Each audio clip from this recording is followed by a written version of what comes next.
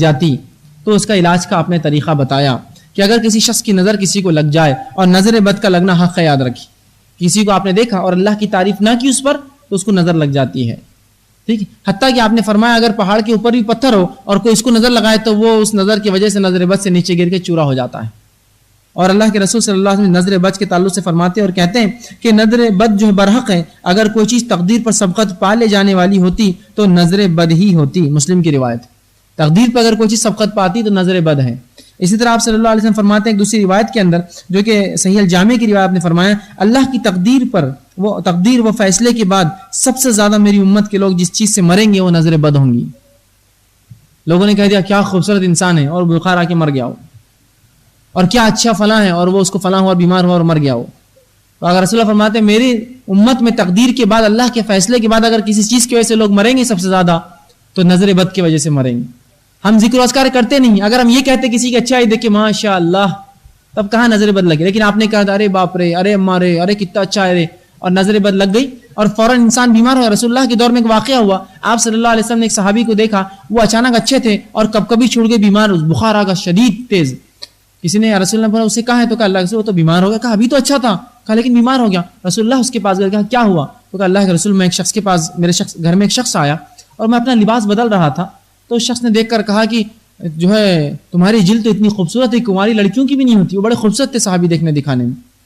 تو بس اس نے کہہ کر چلا گیا اور بس مجھے بخار چڑھ گیا۔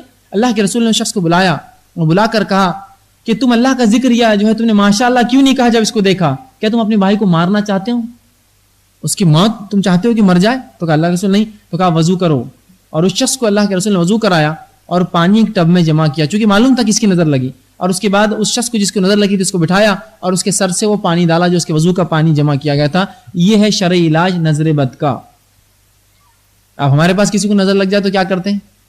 شرعی علاج کا اب معلوم بھی ہوگا کہ نہیں کراہت آتی ہے، کلی کریں گا اس میں، ناک کا پانی وہ نہیں کر سکتے، کراہت کرتے ہیں لوگ، نہیں وضو میں یہ سب ہوں گا، ناک میں پانی لیں گا، کلی کریں گا اور پانی کو جمع کر کے اس کے سر پہ ڈالا جائے گا جس کو نظر لگی ہے، اور جب وہ صحابی کیا گیا وہ اچھے ہو گئے۔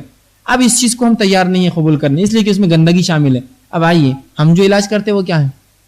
سب سے گھٹیا اور گندی چیز اٹھا کے لاتے، گھر کی نظر لگی تو کیا؟ جھاڑو۔ میں سمجھتا ہوں ناک میں پانی لینا اور کلی سے زیادہ گندی ہے وہ، اور اس کو لے کر آگے پیچھے کچھ پلٹو ہو گئی جاؤ، وہ غلاظت کو آپ اس کے پاس گھما کر اور بیماری میں اس کو ملوث کریں گے اس جھاڑو سے۔ اور سبحان اللہ، جس شریعت کا رب اللہ ہو اس کی امت جھاڑوؤں سے شفا طلب کرے، اس سے بدبخت اور بےخوف تو کوئی نہیں ہو سکتا۔ جس کا رب اللہ ہو جو شفا دینے والا، اس سے بدبخت قوم نہیں کوئی جو جھاڑوؤں سے علاج طلب کرے، جبکہ اس کا نبی بتا رہا ہو طریقہ کیا ہے، تم یہ لو۔ لیکن ہمارا مسئلہ یہ ہو گیا کہ ہم کو بکریاں اور بھیڑ پسند نہیں آتی کوئی تحفے میں، ہم لوگ چاہتے کتا دو ہمیں تحفے میں۔ ہوتا ہے نا کہ بکریاں اور بھیڑ فائدہ دیتی ہے لیکن ایک پالنے کو اس کے کتا ہوتا ہے سنبھالنے کو۔ اب انسان کو کہے کہ بھائی بھیڑ لے جاؤ بکری لے جاؤ نفع ہوگا، بولتا نہیں مجھے وہ نہیں چاہیے، مجھے کتا بڑا پسند آ رہا ہے۔ ایک بری چیز پسند آتی ہے ہم کو، اچھائیاں موجود ہے جبکہ یہ شرعی علاج ہے، اور نہ معلوم ہو تو سورہ فلق اور سورہ ناس پڑھ کر دم کیجیے، یہ علاج ہے نظر بد کا۔ تو یہ علاج کیجیے نظر بد کا، ٹھیک ہے۔ اسی طرح